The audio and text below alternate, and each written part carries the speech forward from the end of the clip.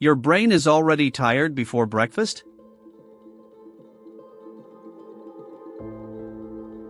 You wake up and feel exhausted. 8 hours of sleep, but your mind is foggy. Your focus is scattered. And neuroscience is finally exposing why.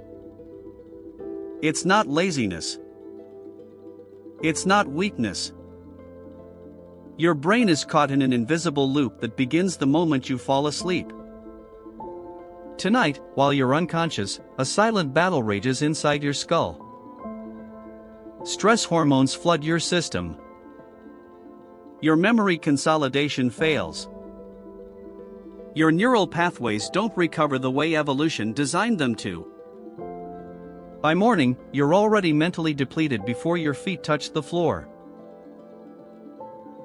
Mental exhaustion isn't what it was 30 years ago. Your great-grandparents worked with their hands. Their brains rested naturally between tasks. You live in constant cognitive demand. Email. Notifications. Decisions. Decisions. Decisions. Your prefrontal cortex, the part that makes choices and controls impulse, is operating at maximum capacity from the moment you wake. Studies show that decision fatigue alone burns through your mental resources before noon.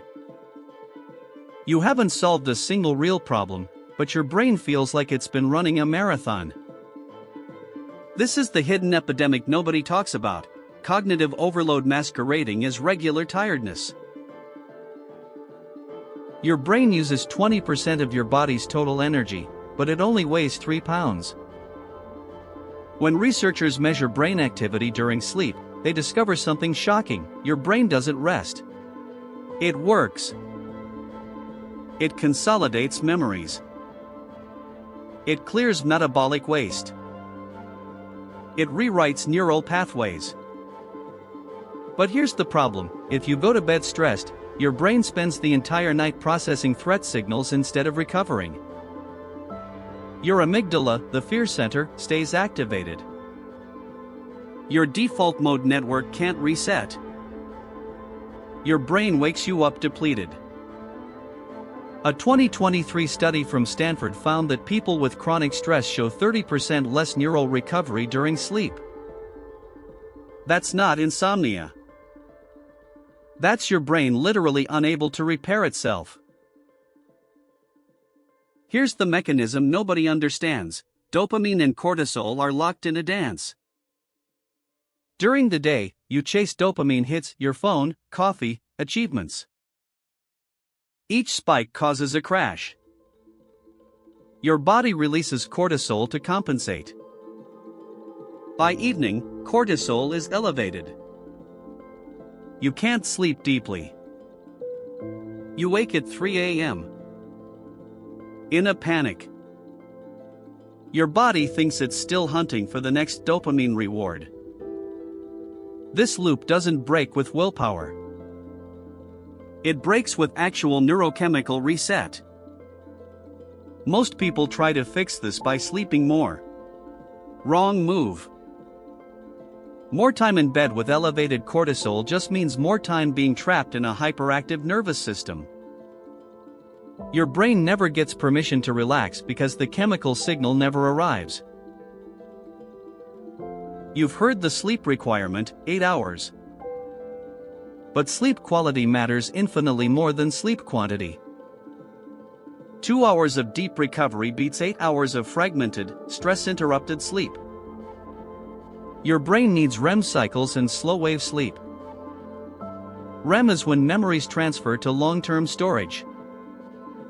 Slow-wave sleep is when your lymphatic system clears toxins. If your sleep is interrupted by cortisol surges every 90 minutes, you never complete these cycles. You wake up with memories that didn't integrate. Toxins that didn't clear. A brain that feels like it's processing yesterday's emotional junk. This is why some people sleep 12 hours and still feel ruined. It's not the duration. It's the architecture. Your sleep isn't built on recovery. It's built on survival mode. Your brain sends 3 clear signals when it needs recovery. Most people ignore all 3.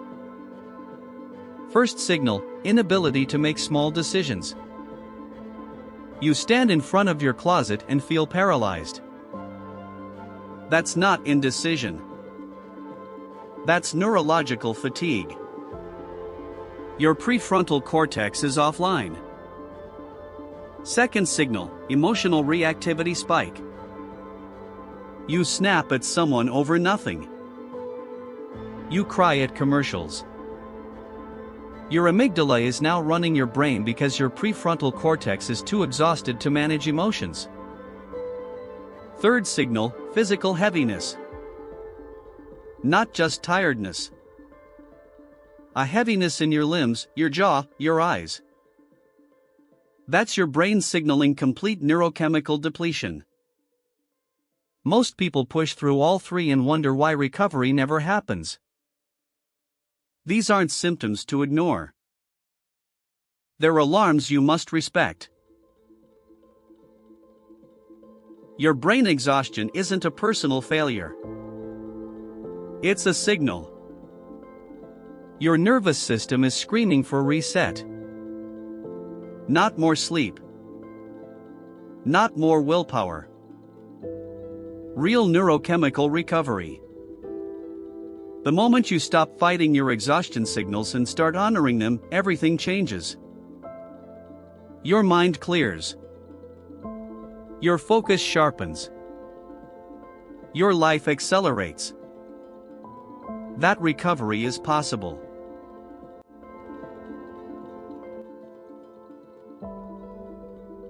If you want more videos like this, subscribe and follow Mind Architect. See you in the next one.